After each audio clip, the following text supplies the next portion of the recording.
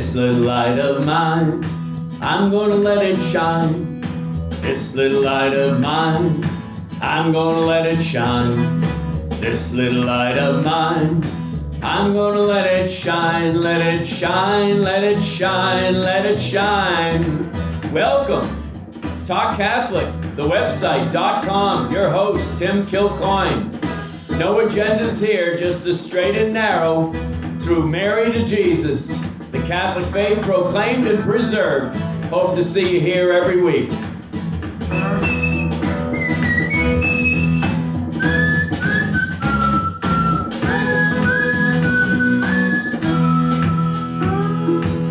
TalkCatholic.com with Tim Kilcoyne. It is our saint of the month, and we have Saint Casimir of Poland and really Lithuania as well. And I'm anxious personally to do this particular bio on his wonderful lay holy life, because my good dad, one of the greats, and I say that proudly and with boast, John Michael Kilcoyne from Clinton, Mass.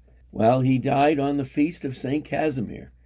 And I often wondered, there must be some meaning to that. You know, I think of Dad as being more of a St. Patrick kind of guy. But no doubt, as I perused the bio on St. Casimir, it did dawn on me. There's some connections here.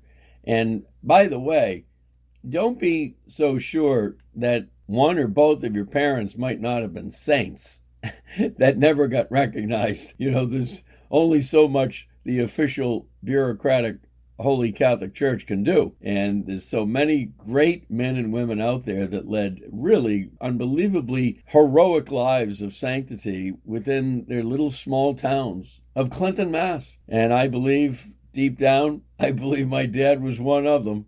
And so in any event, I'm excited to do this on St. Casimir. And we'll get back to Cultural Breakdown, our book review, as well as Answers Not Promises with Mother Angelica if we have a little time at the end. So let us begin from the website, St. Casimir. And I won't be doing the quotables, the notable quotables, because we really don't have any from St. Casimir. There is a hymn to Mary that we believe he may well have penned. There are many saints in that category. Obviously, printing press hadn't even been invented. It actually was during the life of St. Casimir. But their lives are noteworthy, and we got to take a look. So, St. Casimir, also known as St. Casimir Jalion, hope I got that one right, was born on October 3rd, 1458 in Wawel Castle, Krakow, Poland. We have the connection with St. John Paul II. He lived during the late 15th century, specifically during the years 1458 to 1484. And by the way, this is from saintoftheday.com. I haven't gone here too often. What I like about this website is they'll highlight some of the major epochs of the saint's life and then go into the bio. St. Casimir lived primarily in the Kingdom of Poland, which was a powerful and culturally significant country during that period. Again, 1458 to 1484. He spent much of his time in Krakow, the royal capital of Poland, which was a vibrant center of arts, culture, and politics. And then it gives a subtopic, notable world events during his life. The Renaissance. St. Casimir's era witnessed the peak of the Renaissance in Europe. This intellectual and artistic movement transformed the continent, leading to the revival of classical learning, scientific advancements, and innovative artistic expressions. It was also the age of discovery. During Casimir's lifetime, explorers like Christopher Columbus, Vasco da Gama, and John Cabot embarked on monumental voyages which expanded the known world and connected different civilizations through trade and exploration. This was the time of the invention of the printing press. Johann Gutenberg's invention of the movable type printing press around 1440 revolutionized communication and knowledge dissemination, contributing to the spread of ideas, literature, and education. The Ottoman Empire's expansion. The Ottoman Empire, a significant geopolitical power at the time, was expanding into Europe, influencing political dynamics and leading to conflicts, particularly in Eastern Europe. The end of the 100 Years' War. The 100 Years' War between France and England concluded in 1453, which reshaped the political landscape of Europe, leading to the emergence of strong nation-states. St. Casimir is the patron saint of Poland and Lithuania. He is also venerated as the patron saint of youth, bachelors, students, and people of good moral character. His devotion to faith, his compassion, and his commitment to justice make him an inspiring figure for those seeking guidance in leading virtuous lives. So right here, ladies and gentlemen, we're seeing one of the earliest Catholic lay saints, call them secular saints. St. John Paul II, I believe, canonized over 1,000 during the time of his pontificate. Casimir's life was marked by his dedication to his faith, his concern for the well-being of his subjects, and his commitment to upholding Christian values. Despite being a prince, he lived a humble and pious life, demonstrating compassion towards the less fortunate and promoting religious tolerance. His legacy continues to inspire people to this day, reminding us of the importance of kindness, integrity, and devotion to one's beliefs. He was the son of Poland's King Casimir IV and Elizabeth of Austria. He was the third son of 13 children. He began his studies with priest John de Lugos. Casimir would go on to learn about devotion and politics from him. Casimir wasn't like a typical royal son. He didn't subscribe to the luxurious lifestyle that came with being a prince. Instead, he dedicated his life to God. He wore plain clothes and refused to sleep on royal beds. He slept on the floor. He denied himself comfort. He had great values and was remarkable in his self-discipline, even as an adolescent. He was always calm in the face of pressure. He was so dedicated to God that he spent most of his nights praying and meditating. He was devoted to the Blessed Sacrament. He gave heartily to the poor and needy in the land. Casimir was empathetic and compassionate when relating to people. He lived his life as a common man. At 13, he would have become the king of Hungary, as the Hungarians asked his father, the king, to offer him to them as their new king. While he went to lead the Hungarians to war out of obedience to his father, his heart was not there. He felt deeply that God didn't want that to happen. He eventually had to return to Poland when the plan went south. The army he was to lead was outnumbered by the Turks, the enemy, and some of his soldiers left the mission as they were owed. His officers advised him to return home, and he did. His father was mad at the situation and had him punished for failing on the mission. While serving his punishment, he made up his mind to never be involved in anything that had to do with war again. He continued in his devotion to God. He returned to his studies and with the priest, de Lugos, as he learned from observing his father's rule. To form an alliance with the emperor, Casimir was asked to marry the emperor's daughter. He vehemently refused and chose a life of celibacy to honor God. He was presumed on every side, but he stood firm in his beliefs and devotion to God. Luxuries became a temptation to him, and he was unwavering in his loyalty to God. In 1471, his father went on a journey. He was away from 1479 to 1483 to attend to the state's business in Lithuania. Casimir was in charge of Poland while his father was away. Casimir became sick and knew the end was drawing closer. Hence, he drew closer to God in his devotion. 500 years after his death, Pope John Paul II mentioned how St. Casimir embraced a life of celibacy, submitted himself humbly to God's will in all things, devoted himself with tender love to the Blessed Virgin Mary, and developed a fervent practice of adoring Christ present in the Blessed Sacrament. To all, the Pope said, he was a shining example of poverty and of sacrificial love for the poor and needy. Casimir died at a young age. He died at 25 of lung disease on March 4th, 1484. This is the day my dad died as well. He was buried in Vilnius, Lithuania. He was canonized in 1522 by Pope Adrian VI.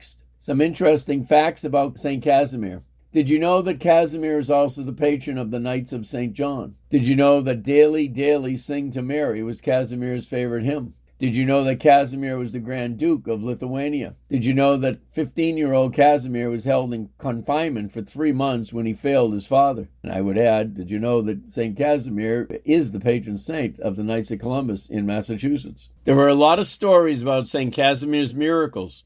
It is also considered a miracle that more than 100 years after the opening of St. Casimir's coffin, his body was found completely intact. The resurrection of Ursula is the first known miracle of St. Casimir. After the death of a young girl, Ursula, her father went to the coffin of the prince to pray for her, and the girl was miraculously resurrected.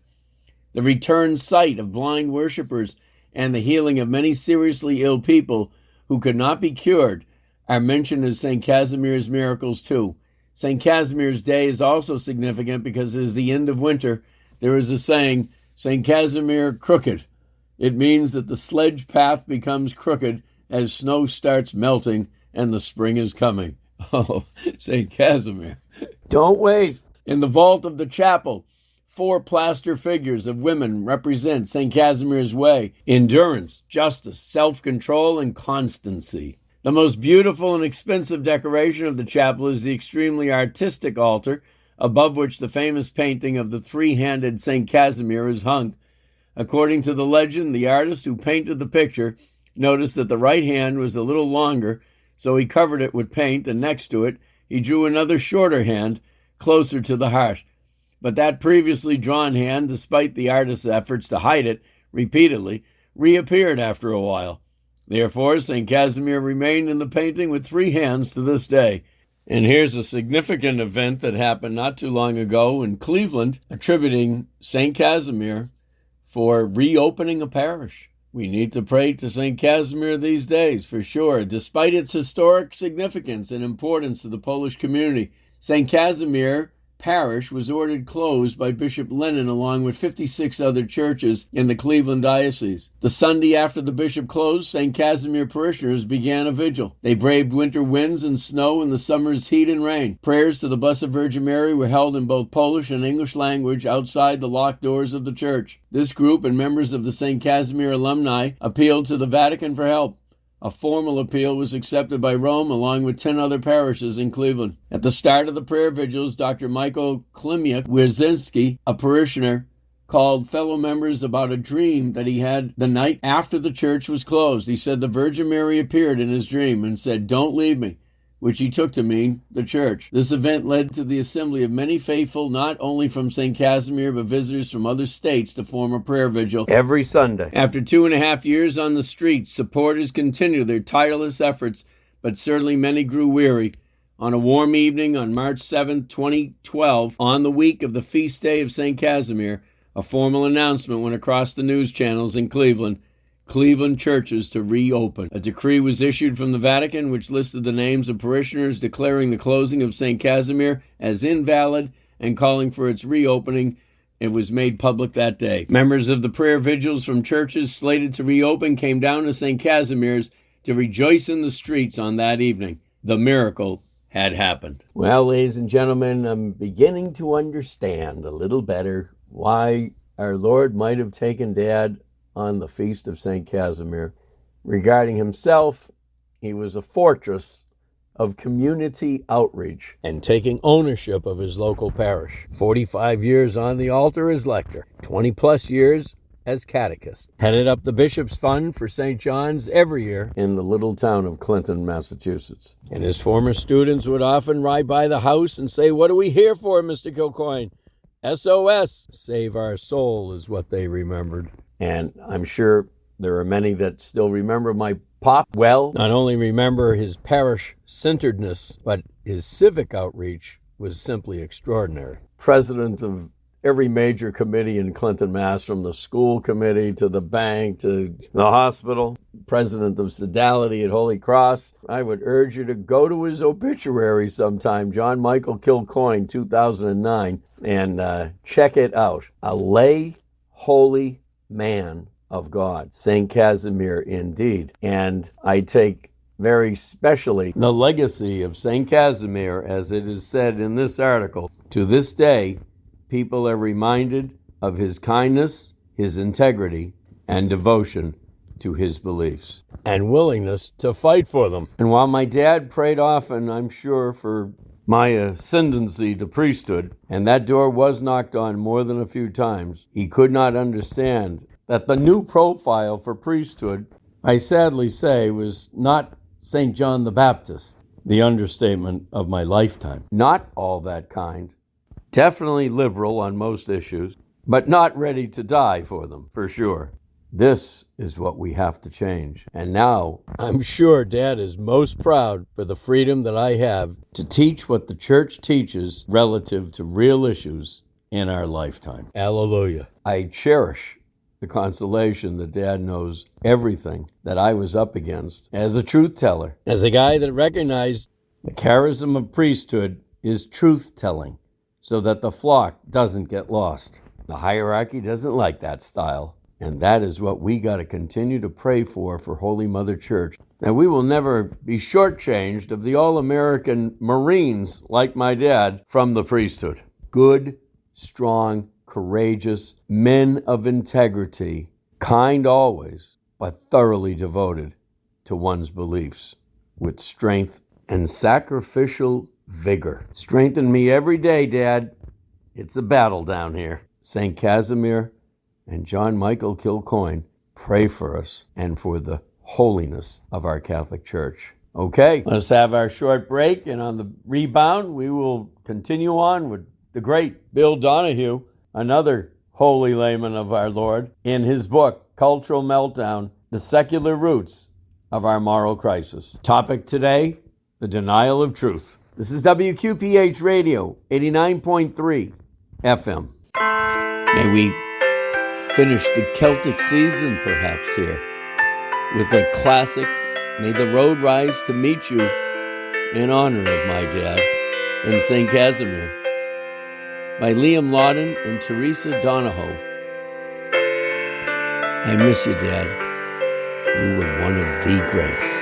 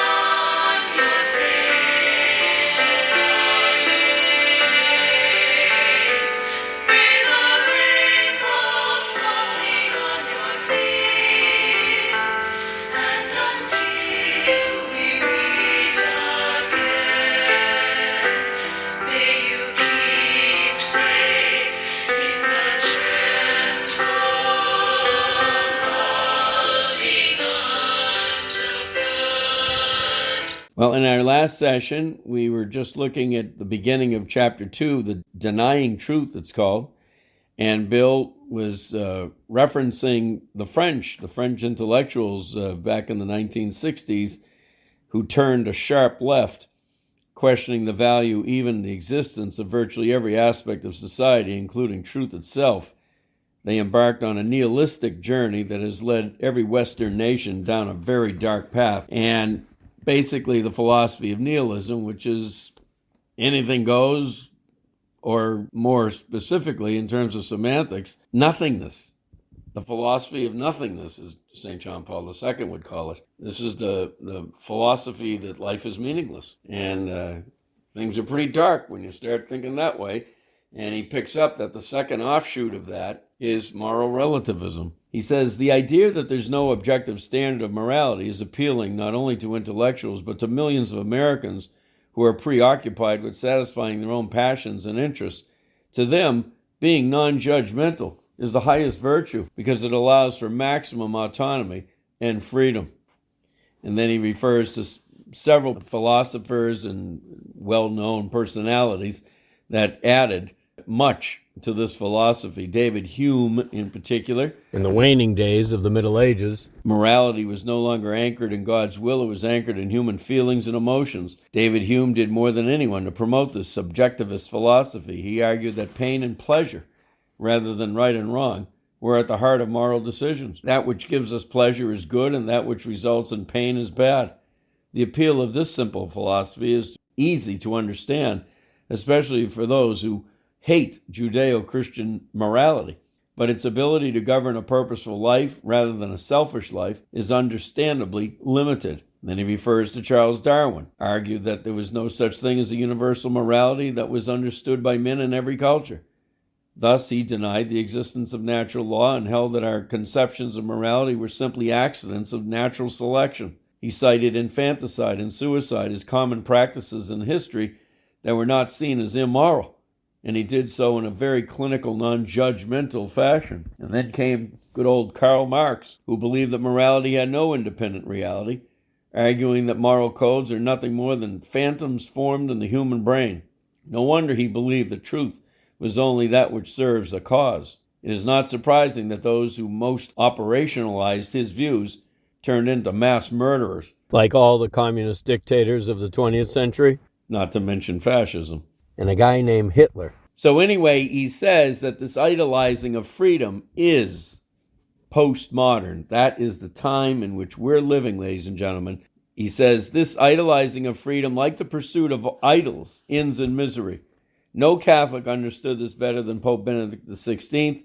On the day he was chosen to be Bishop of Rome, Cardinal Joseph Ratzinger delivered his classic homily on the dictatorship of relativism. And he mentions Cardinal George Pell, who, by the way, I was told by a very high-ranking elderly Jesuit just the other day that Cardinal Pell was found with a broken nose upon his death. Keep Cardinal Pell in your prayers and ask for his intercession to eradicate the deep church. Cardinal Ratzinger, Pope Benedict, recognized Cardinal Pell, who understood the threat of relativism as well, but he was not convinced it had a future.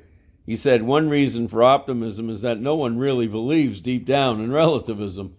People may express their skepticism about truth and morality in lecture rooms or in print, but afterwards they will go on to sip a cappuccino, pay the mortgage, drive home on the left side of the road, and presumably avoid acts of murder and cannibalism throughout their evening. People, unless insane, do not live as relativists. But he says, nevertheless, these silly, quote-unquote, ideas have filtered through into our laws and social policies that express relativist ideas. Relativist ideas, like all ideas, have consequences, and Pell well understood the chaos wrought by them. And this particularly applied to marriage in our day. He said that the highly individualist Enlightenment view of marriage and the family eventually found its way into American law. He talked about the Catholic understanding of this is that we are not a society of individuals with their own morality. And this is St. Thomas Aquinas. We're not composed of simply merely autonomous individuals. There is a common good, a greater good than the totality of individual interests and pursuits. And this is reflected in the reality of the family. And Pope John the 23rd noted that the family is the primary cell of human society. And because the propagation of the very human race is at the heart of family, well, Catholic teaching insists that the state cannot supersede the family.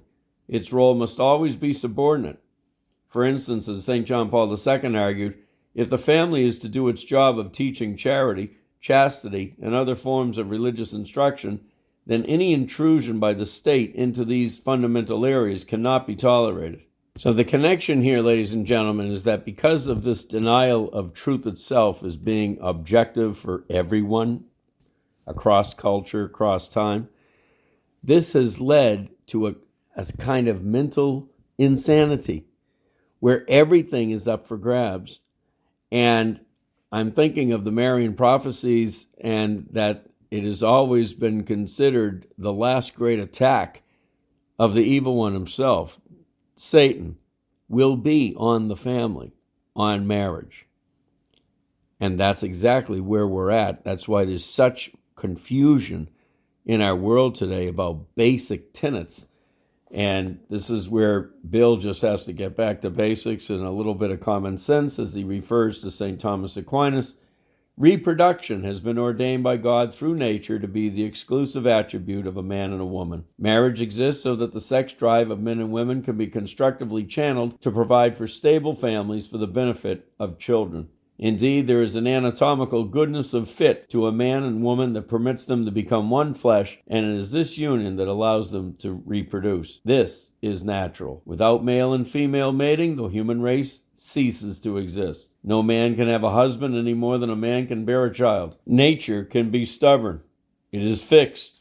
If you run into a wall, you will get hurt, even if you believe the wall isn't there. The refusal to recognize reality harms society and the individuals caught up in madness. And perhaps the most scary part of all of this, ladies and gentlemen, is how this madness, which we could make synonymous with immorality, is so trivialized and accepted, perhaps unconsciously, because of the air we breathe today collectively. And I'm thinking of the last 2 times I went to get a haircut, and there were a couple of ladies in their late 20s, 30s, and one of them had just gotten married, and I said, are you going to be moving to a new place upon your marriage? Oh, no, I've been living with my boyfriend for quite some time. We're going to stay where we are. No sense of wrongdoing whatsoever in the woman's words. And then another hairstylist actually told me today, at the recording of this show, that where do you live? I asked. Well, I live here, but during the week I live with my boyfriend. And again, both of these women would totally come across as very lovely, nice dispositioned women, and yet have absolutely no true understanding, certainly of a Catholic conception of commitment and what marriage really is. Just numbness. And that is where it all leads, this thing called moral relativism. Anything truly does go, and that's the end of society. So I know you and I both have friends that have that attitude of those 2 women I just mentioned. And some of your friends may be the parents of those women. Age is irrelevant to wisdom. The bottom line is that both of those women need to be corrected with charity, for sure, but with straightforward, natural law-oriented reasoning at bare minimum if these people are not of faith. But we will help with that correction right here at WQPH Radio 89.3 FM. Have a great week, everyone. Let your light shine. That is what it's all about here at WQPH Radio 89.3 FM. But we need to hear your story. You want your voice to be his voice. That is making the faith known to others. Please, my number is 877-625-3727. Tim Kilcoyne, TalkCatholic.com. St. Mother Teresa told us, your ministry is your work right where you are. Grab on to this microphone. God bless.